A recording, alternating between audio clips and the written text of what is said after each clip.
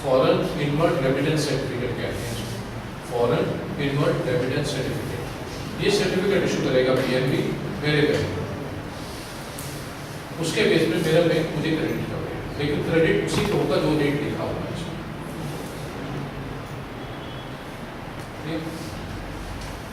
तो सर ऐसे मतलब लॉस भी हो जाता है, लॉस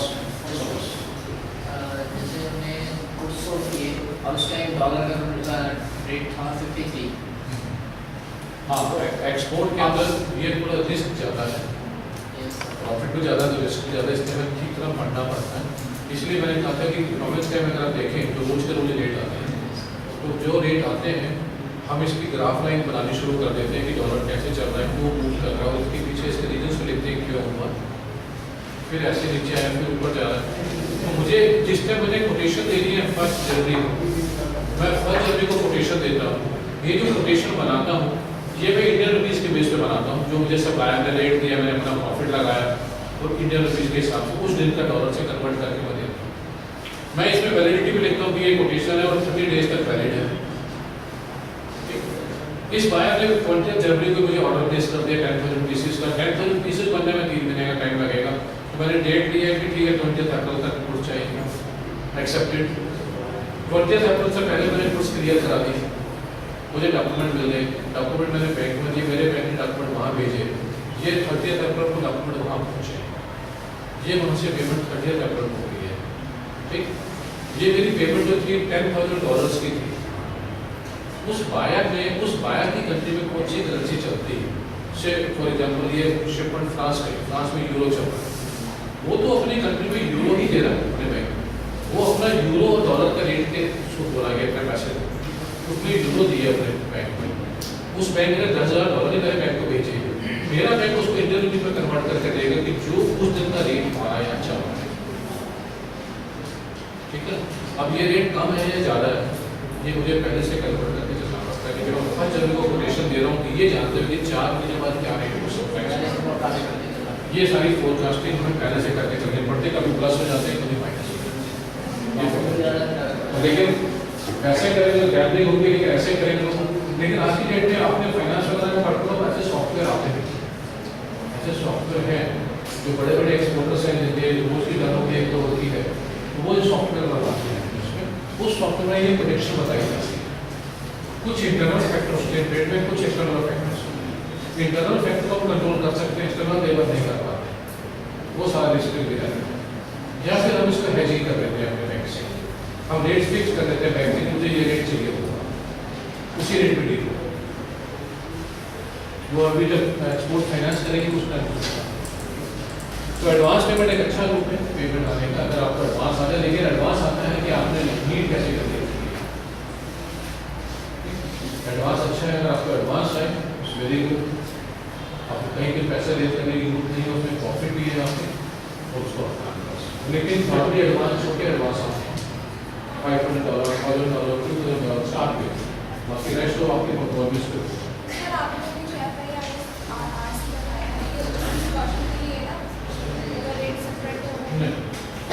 ये तो रिसीविंग है, सिर्फ ये पेमेंट आप पे है, फिर रिसीव की है, ये तो अपने एक्नॉलेजमेंट दे रहा है कि मैंने ये रिसीव किया है। जो उसके प्रिकॉशंस हैं करेंसी फ्लक्चुएशन के लिए, वो तो हेजिंग करते हैं,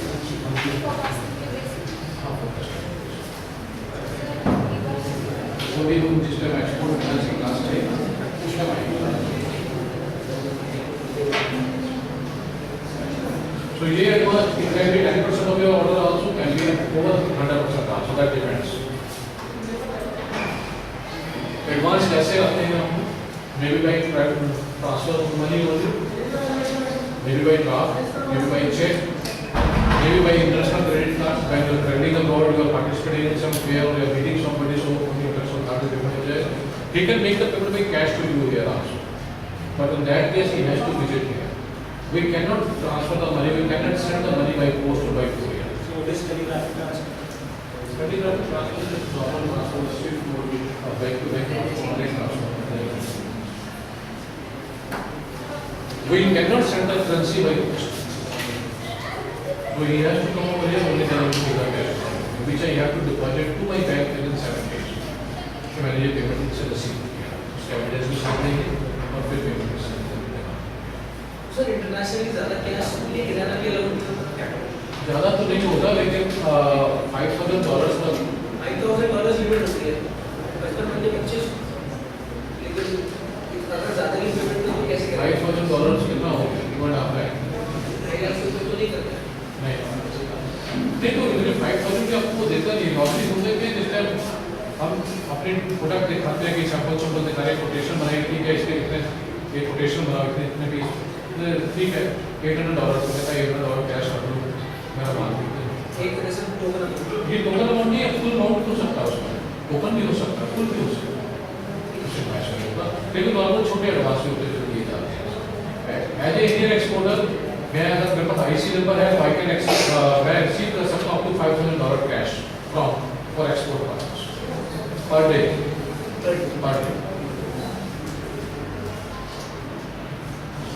ऐसे ही हमारा जब ट्रेड होता है तो NRI भी आते हैं यहाँ, NRI का अपना अकाउंट भी होता है यहाँ पर, NRI अकाउंट है, NRO अकाउंट, उससे विड्रॉ करके भी दे सकते हैं। लेकिन जो भी कैश हम रिसीव करेंगे उसको विदिन 7 डेज अपने बैंक में जमा करना है,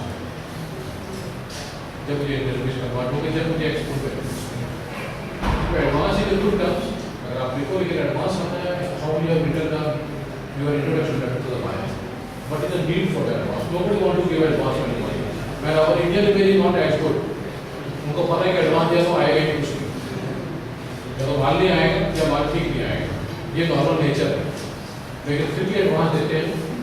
लेकिन अगर आपने इंट्रोडक्शन लेटर में लिखा है आपने very big exporter from India, leading exporter from India, turnover $2 billion, अब आपने बोला कि $200 वो भी एडवांस पे जो नजर आता है $2 billion क्या होता है।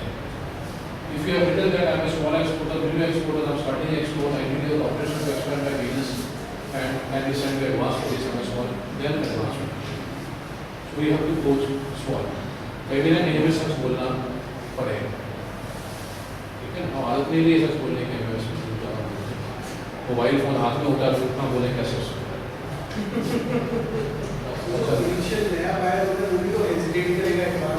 यस वो हेजिटेट करते हैं, कई बार हमें एडवांस ऐसे नहीं देते, लेकिन जो हमारी ऑस्ट्रेलियन बैंक है, ऑस्ट्रेलियन बैंक में छोटी क्वांटिटी होती है, बुटीक्स ज़्यादा है, जो आप ट्रेड शुरू करोगे, बुटीक ज़्यादा वुमन कर रही है, वुमन जल्दी विश्वास कर लेती है हमारे ऊपर, वो दे देती है।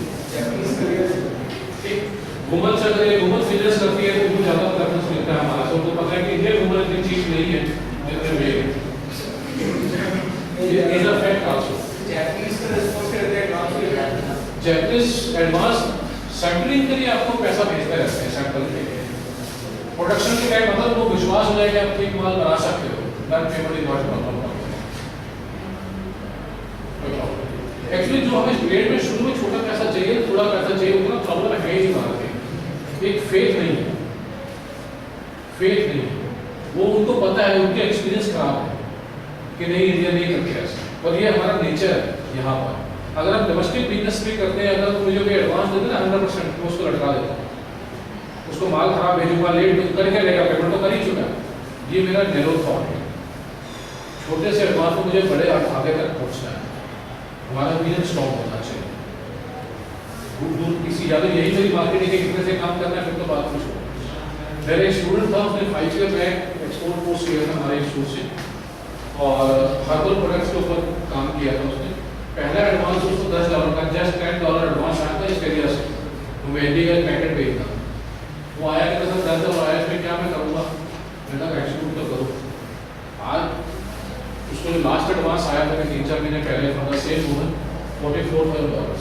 इस टाइम वो स्टूडेंट 11 कंट्री में एक्सपोर्ट कर रहा है, टर्नओवर 3 करोड़ की है, 100% पे काम कर रहा है, क्योंकि हर्बल प्रोडक्ट्स है सारी उसकी, और सारा एडवांस पे काम कर रहा है। 2 करोड़ की टर्नओवर हो, 1 करोड़ का प्रॉफिट हो, सारा एडवांस में, नॉट अ बैड डील। लेकिन ये उसकी परफॉर्मेंस, हमारी टीचिंग नहीं है, उसकी अपनी परफॉर्मेंस जो परफॉर्म किया। मैंने कहा ना कि जो हमें सेकेंड ऑर्डर आता है, जो हमारी प्रमोशन है, जो हम बिजनेस में प्रमोट करते हैं, जो हमारा 4P है, इसमें हम जितना मर्जी खर्च कर रहे हैं, जितनी मर्जी अच्छी साइट बना रहे हैं, अच्छी कैटलॉग बना रहे हैं, सब कुछ कर रहे हैं, सबके बेस पे मैं पहला ऑर्डर दे सकता हूँ किसी से, not the second order. Second order में उसको मेरी साइट देखने की जरूरत नहीं, मेरे पहले ऑर्डर की परफॉर्मेंस में सेकंड ऑर्डर मिल रहे हैं। तो पहले हमारी परफॉर्मेंस क्या है, उस पर डिपेंड करता है।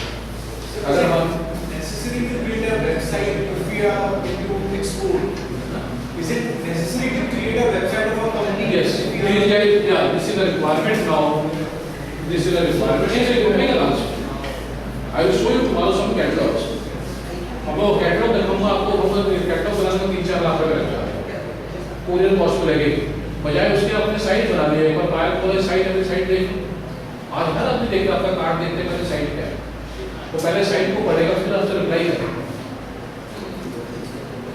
तो उसमें अपनी स्ट्रेंथ नजर आती है इधर रिक्वायरमेंट। और सच्चाई तो ये रहेगी, अभी आप ये क्वेश्चन बिजनेस के लिए पूछ रहे हैं, मैं 3 साल बाद आपसे पूछूंगा, 3 साल बाद आपकी अपनी पर्सनल नाम की साइट होगी, हर आदमी की अपनी साइट होगी जिसमें हमारा सारी डिटेल होगी। मैट्रिमोनियल में भी साइट काम आएगी, बायोडा में भी यही काम आएगी, फिर साइट को तो पूरा बायोडा रखा हुआ है, उसी पे काम होगा। ये सब बनाएंगे, सबकी साइट होगी, सेल्फ होगी हमारे यहाँ पे साइट होगी। तो बंदी की तरह में 4 हज़ार से 3 हज़ार अपने आप बन जाएगी, वर्डप्रेस पे बैठ के अपने आप साइट बन जाएगी, लोगों को भुगतान। अब जब हमें ट्रेड करना है तो ऑनलाइन भी करना है, जो आप सब कर सकते हैं ऑनलाइन, जो अपने साथ साथ भी स्टूडेंट लाइफ में भी ऑनलाइन करने के लिए साइट चाहिए, इंक्वायरी फॉर्म छोड़ोगे तो कुछ करोगे। एक्चुअली जब तक हमें अवेयरनेस मिलती है वो एक्सपोर्ट ना डिफिकल्ट फोबिया है, अवेयरनेस में जैसे पता नहीं क्या होगा कैसे होगा, वो फोबिया जाता है, इस वजह से लोग ज़्यादा एंटर नहीं कर पाते। या फिर जो मार्केट में नेगेटिव चल रहा होता है कुछ कि नहीं पेमेंट नहीं आती, ऑर्डर नहीं आते, मेरी पेमेंट अपनी गलतियाँ नहीं बताएंगे। अभी मुरादाबाद में एक ऑर्डर कैंसिल हुआ 20,000 का जापान में, फोटो फ्रेम थे, एल्युमिनियम का फोटो फ्रेम था, यहाँ के एक्सपोर्ट में फोटो फ्रेम का सैंपल भेजा, एक फोटो फ्रेम है उसके ऊपर हैंड हैमर था, चलो बॉर्डर पे हैंड हैमर चला। उन्होंने पूछा रेट ज़्यादा, कहते थे हैंड हैमर का काम है तो बड़ा एक्सपेंसिव काम है। उन्होंने 15 पीस मंगाए सैंपल, इन्होंने 15 पीस सैंपल भेज दिए हैंड हैमर कर, 20,000 पीस का ऑर्डर हुआ वहाँ से डेलीवेशन में माल चेक करने आया, सारा माल फेंक दिया। इतना खराब भी नहीं बनाते। एक्सपोर्टर का जब सैंपल से मिलाओ, उन्होंने कहा मिलाओ, एक्सपोर्टर ने अपना सैंपल एक निकाला मिलाओ, उन्होंने अपने 15 पीस निकाल दिए, कहते हैं 15 पीस से मिलाओ। इस एक्सपोर्टर ने क्या किया, एक सैंपल की डाई बनवा ली, वो डाई से सारा माल निकाला, मोल्ड बना। वो कहते हैं मोल्ड बनाने में हम एक्सपर्ट है, हमारे मुझे माल नहीं भी कर सकते, हमें तो हैंड हैमर चाहिए थे, ऑल 20,000 पीसेस पे, जिसकी आपने बात की थी, हमें यूनिफॉर्मिटी नहीं चाहिए थी। जब हैंड हैमर के साथ चीज डिफरेंट लगे तो मुझे वो चीज चाहिए थी, रेट का उसके नाम जो माल ये दे दो सारा वगैरह को, ये हम सब कुछ करते हैं। हमारे इंडिया की भी ऐसी ही है, तो इसी को आप नई जनरेशन में चेंज करना है। सर आपकी बाइक एजेंसी है? मेरी बाइक एजेंसी भी थी, अब मैं नहीं करता, मैं सिर्फ टीचिंग। मैं प्रैक्टिकल एक्सपोर्ट भी करता हूँ, फॉरेन बायर के लिए भी काम करता हूँ। अब सब कुछ छोड़ के सिर्फ मैं फुल टाइम टीचिंग का आपको कैसे पता है package? I have seen you in Noida. Actually, we are also an exporter. Actually, we do position. मैं नोएडा में काफी सारी बैंक एजेंसी है, स्कॉडा के शोरूम के सामने। I was working for Gulmarg also, in this also, Casco also, but long way. ज़्यादा अच्छा है। इंस्टेंट की मैं एक्सपोर्टर हूँ, मैं एक्सपोर्टर बनाना ज़्यादा बेटर है, तो आप सब मदद करिए वो अचीव करते हैं। तो इस तरह एडवांस पेमेंट आती है, अगर आप ठीक तरह देखें, ठीक तरह काम करें तो एक्सपोर्ट अच्छा है, कोई प्रॉब्लम नहीं है। लेकिन सच्चाई भी लोगों के साथ लेके चलें, हम कर नहीं पाते, वही प्रॉब्लम। जापान से प्रॉब्लम नहीं है पेमेंट्स, पेमेंट की प्रॉब्लम यूरोप से भी नहीं, हम ठीक दे नहीं पाते। हम अपने आप को थोड़ा सा चेंज करें, वो एक सेशन के बाद तो ब्लड चेंज नहीं होगा ना, अपने रणनीतिक ग्रुप में इंडिया में रहता है, लेकिन करना ये जो रशियन बैंक है सर, उससे तो रशियन बैंक में दोबारा से रिवाइव हुई, बीच में रशिया ब्रेक के चक्कर में सारी करेंसी फ्लक्चुएट हो गई थी, उसकी परचेजिंग कवर टूट गई थी, दोबारा से रिवाइवल है उसमें।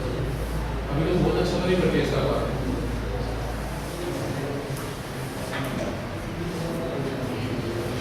आप अभी जैसे एडवांस की बात कर रहे थे, कई बार बायर एडवांस नहीं देता, बिकॉज इंडिया रिमेनिंग माउंट, वो कहता नहीं आप मुझे माल भेज दो और मैं माल चेक कर दूँ, ठीक होगा तो मैं पेमेंट 1 हफ्ते में कर दूँ, मुझे सिर्फ 1 वीक चाहिए है। ठीक है, तो इट्स नॉट बैड, 1 रुपये का टाइम दे रहा है। लेकिन एक्सपोर्ट के अंदर क्योंकि कस्टम की इन्वॉल्वमेंट है, क्योंकि एयरलाइंस की इन्वॉल्वमेंट है, उसको खुद कैसे करेंगे?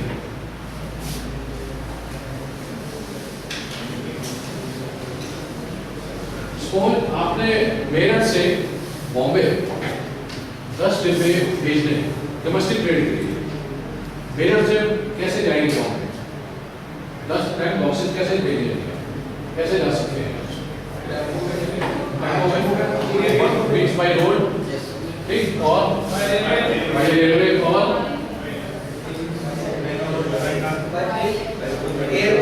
बाय एयर भी जा सकते हैं। महंगा तो पड़ेगा, सर्विस करना पड़ता, केवल करते हैं। अगर मैं रेलवे अपना रोड ट्रांसपोर्टर को 10 डिब्बे देता हूँ, उसे जयपुर गोल्डन या किसी को भी, तो जब मैं डिब्बे देता हूँ उसके बदले मुझे डॉक्यूमेंट देते हैं, बिल्डिंग जो बिल्डिंग है, इसको हम एलान कहते हैं लॉरी रसीद। ये लॉरी रसीद होती है, ठीक है, किस लॉरी से गुड्स जा रही है उसकी रिसीट दे रहा है, अनाउंसमेंट दे रहा है कि मैंने गुड्स रिसीव कर लिए, वहां तक ले जाऊंगा इस लाने से। रेलवे को देता हूँ, ऑर्डर देते हैं, रेलवे रसीद, ठीक। ये 2 पे एग्रीमेंट दोनों में चलता है। और अगर मैं बाई एयर भेजता हूँ गुड्स, तो एयरलाइंस मुझे बिल डॉक्यूमेंट देती है जिसको एयरवे बिल कहते हैं। ये भी बिल है लेकिन नाम चेंज हो गया, एयरवे बिल हो गया, एयरवे बिल, ठीक। और अगर मैं गुड्स बाई सी भेजता हूँ इंडिया टू अदर कंट्री, तो शिपिंग कंपनी मुझे एक डॉक्यूमेंट देती है जिसको बीएल कहा जाता है, बिल ऑफ लीडिंग या बिल ऑफ लीडिंग। ये चारों ही ट्रांसपोर्ट डॉक्यूमेंट कराए जाते हैं। ये चारों ही ट्रांसपोर्ट का काम क्या है? कैरियर है, गुड्स यहाँ से वहाँ ले जानी है और उसको ये अमाउंट चाहिए, दैट्स ऑल। उसको हमारी पेमेंट से क्वेश्चन लेना होता है कि पेमेंट एडवांस आई है या बाद में आई। उसको अगर ये मैं 2 पे भी कर सकता हूँ, प्रीपेड भी हो सकता है, जो अपने में समझे। तो अगर 2 पे होगा तो वहाँ उसको पेड पे करेगा तो उसको गुड्स देगा, नहीं तो नहीं देगा। लेकिन उसके साथ साथ उसके पास जो गुड्स रिसीव करने आया है उसके पास ट्रांसपोर्ट डॉक्यूमेंट की कॉपी भी होनी चाहिए। जब मैं गुड्स बुक कराऊंगा एयरलाइंस को यहाँ से, तो एयरलाइंस मुझे एक ट्रांसपोर्ट डॉक्यूमेंट देती है ओरिजिनल मुझे, क्योंकि हम द प्रिंसिपल कंडीशन ये है कि जिसके पास ये डॉक्यूमेंट होगा मैं उसको गुड्स दे दूँ। अगर मैं अपने बायर को बोलूँ कि मैं क्रेडिट दे दूँगा 1 हफ्ता चेक करने के लिए गुड्स, तो पहले मैं उसको गुड्स लेने का राइट दूंगा, जब भी तो होगा। राइट कैसे मिलेगी कि मैं उसको एयरवे की कॉपी बाई कोरियर भेज दूंगा। एयरवे बिल जो ट्रांसपोर्ट डॉक्यूमेंट है या गुड्स बाई एयर जाती है, तो एयरवे बिल की पहली 2 कॉपी ओरिजिनल होती है, बाकी 4 कॉपी ऑफिस कॉपी होती है। बिल ऑफ लीडिंग के केस में पहले 3 कॉपी ओरिजिनल होती है और बाकी 6 कॉपी ऑफिस होती है, जो पूरा सेक्टर में मिलता है एयरलाइंस। तो पहली 2 ओरिजिनल है, किसी के बेस पे भी गुड्स उसको दे देगा जिसके पास ओरिजिनल हो। इस केस में क्या करता हूँ कि मैंने उसका कर दिया, मैंने कहा ठीक है मैं आपको गुड्स ठीक भेजूंगा, मुझे कहा ठीक भेजूंगा तो पेमेंट कर दूंगा, ये मेरा ऑर्डर है, आप गुड्स भेज दो, मुझे चेक करने का होगा तो मैं आपको दे दूंगा। मैंने गुड्स बुक कराया, उसने मुझे कोई एडवांस नहीं दिया, मैंने अपना पैसा लगाया, गुड्स कस्टम में क्लियर कराई, कस्टम क्लियर कराया भाई ये मुझे एयरलाइन की 2 कॉपी ओरिजिनल मिल गई, इसमें से 1 कॉपी मैंने कोरियर से उसको भेज दी, उसने कोरियर से रिसीव करके कॉपी एयरलाइंस पे गया, एयरलाइंस का बिल क्लियर किया, इम्पोर्ट ड्यूटी क्लियर की, गुड्स निकाल कर अपने वेयर हाउस में। दूसरी कॉपी मैंने अपने बैंक में दी, अपने बैंक के उसके बैंक के थ्रू भेजी, एसबीआई से यूट्यूब बैंक को यूके भेजी, पेमेंट की। ठीक, अब यहाँ उसको गुड्स पहले मिलती है, पेमेंट बाद में करना, यानी क्रेडिट हो गया उधार। जब डॉक्यूमेंट उसके बैंक पे पहुंचे, उसके बैंक ने उसको कम्युनिकेट किया कि आपके इंडिया से डॉक्यूमेंट्स आए हैं, तो उन्होंने कहा मैं आके देखूंगा, वो आया, उन्होंने कहा ये डॉक्यूमेंट इसकी मैं गुड्स ले चुका हूँ, गुड्स एज पर ऑर्डर नहीं है, गुड्स एज पर ऑर्डर नहीं है, जो मैंने ऑर्डर दिया था गुड्स वैसे नहीं निकली, मैं पेमेंट नहीं करता हूँ, मैं रिफ्यूज करता हूँ डॉक्यूमेंट एक्सेप्ट करने को, आप डॉक्यूमेंट वापस भेज दो एज अनपेड, जिसको हम टर्म्स में डीए टर्म्स कह के चलते हैं, document against payment, against acceptance. अगर डॉक्यूमेंट एक्सेप्ट होंगे तो पेमेंट होगी, उसने डॉक्यूमेंट एक्सेप्ट ही नहीं किया, यहाँ मेरा रिस्क शुरू हो गया। उसने गुड्स तो ले ली और पेमेंट नहीं करा, ये रिस्की हो सकता है। टी शर्ट्स थी 1000 टी शर्ट्स, ठीक, 42 रुपीज पर टी शर्ट में मैंने उसको 42,000 की टी शर्ट दे दी। जब टी शर्ट्स वहाँ पहुंची, जब मुझे बैंक से मालूम पड़ा कि डॉक्यूमेंट वापसी आ गया अनपेड, मैंने उससे बात की, कहता टी शर्ट खराब है, कुछ फटी हुई है, कुछ मिसप्रिंटिंग है, कुछ गंदी है। मैं क्या ऐसा तो नहीं हो सकता कि मैं वेट करूँ 2 दिन, उसने मुझे एक कूरियर भेज दिया, 3 टी शर्ट भेजी, तीनों खराब थी, एक्सेप्टेड। कहता बाकी सारी भी ऐसी। मैं कहता ऐसा तो नहीं हो सकता, मैंने खुद माल चेक किया, टीम खराब नहीं थी, हो सकता है 50 खराब होगी, 100 हो जाएगी, 900 की पेमेंट तो कर दो। कहता नहीं सारी ऐसी खराब है, नहीं है तो आके यहाँ चेक करें। गुड्स लंदन में है, 42,000 रुपीज़ की है, आने जाने में 50-60 हज़ार का खर्चा होगा, तो क्या मैं जाऊँ देखने के लिए?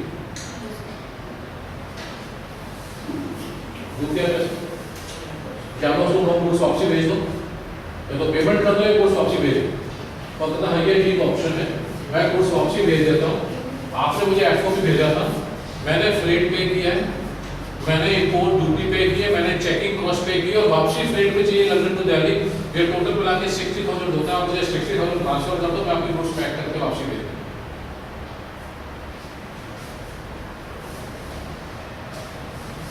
ये ऑप्शन लेना चाहेंगे, और गुड्स तो उनके साइड की बनी थी, यहाँ मेरी नहीं काम, यानी इस केस में लोग ऐसे क्योंकि उधार दिया तो रिस्की है, ये टर्म्स रिस्की है, इस पर शुरू में काम नहीं करना चाहिए। ये रिस्की इसलिए भी है कि डिस्टेंस ज़्यादा है, वो उसने डिस्टेंस को पढ़ लिया कितने से तो आएगा नहीं। हो सकता है कि वो गुड्स बेच भी चुका है, मेरे से लेके बेच चुका है, पैसे खा चुका है, अब उसकी intention to make the payment is not there, it's not a question goods खराब, उसकी इंटेंशन खराब है। ये भी ज़्यादातर केस में यही कि इंटेंशन खराब है, not to make the payment. हमारे इंडिया में 50,000 रुपीज़ की वैल्यू है, ये किसको ज़्यादा पता है? जो इंडियन यूके में सेटल्ड है, जो या ब्रिटिश यूके में सेटल्ड है, किसको ज़्यादा पता है कि 50,000 रुपीज़ की वैल्यू होती है इंडिया में? ठीक, तो जो इंडियंस ऐसी जगह पे हैं जहाँ इंडियन डोमिनेट करते हैं, काफ़ी बड़ी क्वांटिटी में है, UK, US, Canada, Australia, West Germany, South Africa, ये 6 जगह के इंडियन इंपोर्टर 95% डिफॉल्टर है, not to make Indian payment, या तो पेमेंट आती नहीं है या टूट के आती है। तो जरा ध्यान से काम करो जब इंडियंस यहाँ आए, जो इंडियंस हमारी ब्लड कैटेगरी होते हैं, तो वो आते हैं तो यहाँ कहते हैं नहीं हम ब्रदर हैं, सब कुछ है, मैं इंडिया से काम करूँगा, मैंने पूरी तरह से उतने का बिजनेस दिया, उसको उतने का दिया, मेरे पास क्यों आया? क्योंकि गवर्नमेंट ने मेरे से काम करना बंद कर दिया। सारे बड़े एक्सपोर्टर हाथ जला चुके हैं इंडियन से काम करके, अब कोई काम नहीं करना चाहता इंडियन के साथ। तो ये अनलेस कि आपका ब्लड रिलेशन ना हो, मैं सजेस्ट नहीं करता कजन से भी काम करो डीए पे, अगर वो लंदन में बैठा है, सोलर लेकर प्रॉब्लम आएगी तो रिश्तेदारी टूट जाएगी, ज़्यादा अच्छा काम करना। But it's not a question of Indian or Asian. Simple, we are not working on this.